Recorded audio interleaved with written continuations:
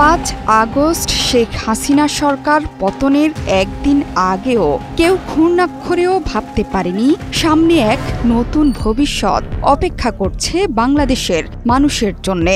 আগে বাংলাদেশিদের চিকিৎসার ক্ষেত্রে ভরসার একমাত্র জায়গা ছিল কলকাতা তথা ভারতের হাসপাতালগুলো, কিন্তু রাজনৈতিক পালাবদলের সাথে সাথে সম্পর্কের দিকও বদলে গেছে।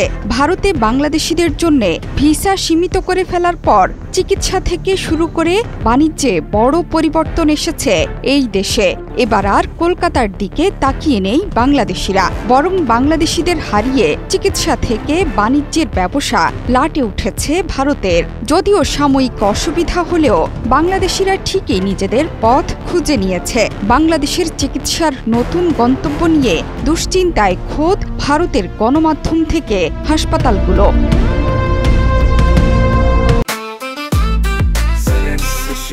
জেনেক্সে শিফট করো, লাইফকে লিফট করো।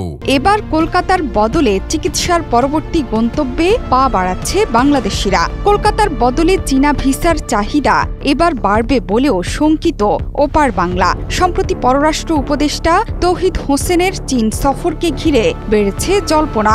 এই সফরের পর অনেকেই বলছেন বাংলাদেশি নাগরিকদের উন্নত চিকিৎসার জন্য কলকাতার বিকল্প ব্যবস্থা হতে যাচ্ছে চীন। বাংলাদেশের অনুরোধের পরিপ্রেক্ষিতে চীনের পররাষ্ট্রমন্ত্রী ওয়াং ই বাংলাদেশি রোগীদের চিকিৎসার জন্য কুনমিংয়ে 3 থেকে 4টি স্বীকৃত হাসপাতাল বিশেষভাবে বাংলাদেশের মানুষের জন্য নির্বাচনের কথাও জানিয়েছেন।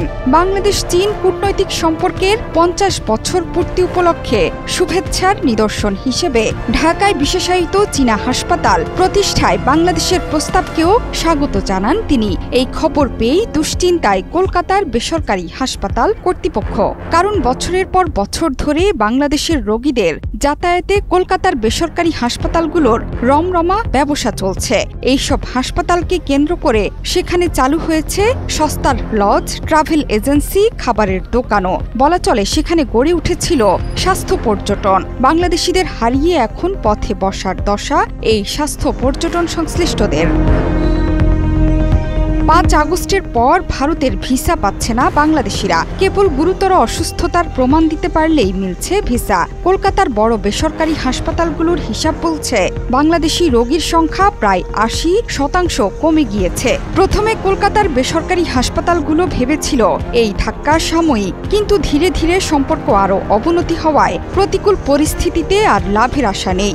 বাংলাদেশের পররাষ্ট্র উপদেষ্টার সফরে শিক্ষা, রেলওয়ে, কৃষি, পানি সম্পদ ব্যবস্থাপনা, পশু সম্পদ, মৎস্য, জাহাজ ভাঙা শিল্প, টেকসই ও নবায়নযোগ্য জ্বালানি এবং সুনীল অর্থনীতির মতো খাতে আর্থিক, কারিগরি ও সক্ষমতা বৃদ্ধির সহযোগিতা এবং সহায়তার জন্য বাংলাদেশের অনুরোধ বিবেচনার জন্য ইতিবাচক প্রতিক্রিয়া জানিয়েছেন চীনের পররাষ্ট্রমন্ত্রী। শুধু তাই নয়, 5 আগস্টের আগেও বাংলাদেশের স্বাস্থ্য খাতে চীনের বড় ধরনের বিনিয়োগের খবর প্রকাশিত হয়েছিল। জোহরা চৌধুরী, সেতু 71।